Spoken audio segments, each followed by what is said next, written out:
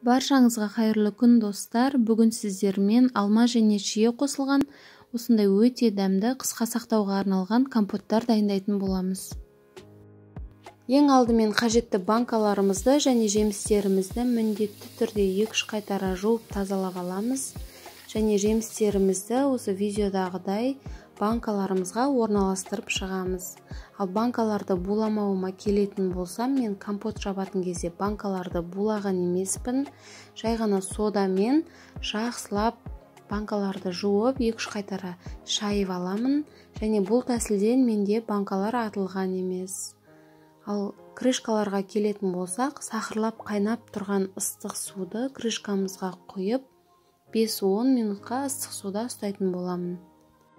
Ал енді қантымызға келетін болсақ, 2 литрлік банкамызға 200 грамм, 3 литрлік банкаға 300 грамм қанттан салдым мен.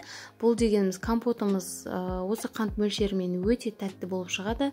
Сіздер бұдан да тәтті болғанын қаласаңыздар, қанттарыңызды тағы 50 граммға көбейтіп салсаңыздар болады. Дайын болған банкаларымыздың үстіне сахырлап қайнап тұрған ыстық судан құйып шығатын боламыз.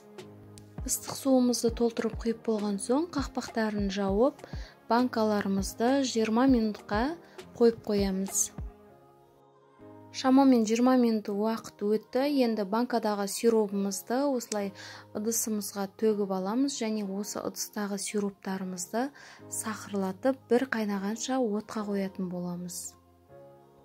Сахырлап қайнап дайын болған сиропымызды қайтадан банкаларымызға құйып, қақпағын жауып, банкамызды бұрап, жабуға кірісеміз. Банкаларымыздың барлығын жауып, бұрап дайындап болған соң, осылай бір күнге төңкеріп қоятын боламыз.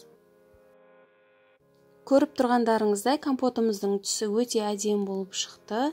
Негізі осы ассорти компотты кез келген жеміс түрімен жасауға болады. Тек қана осы видеодағыдай жемістер болуы керек емес.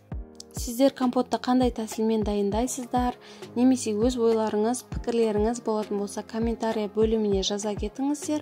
Егер де осы видео ұнаған болса, лайк басып, арнама тіркелуді ұмытпаңыздар.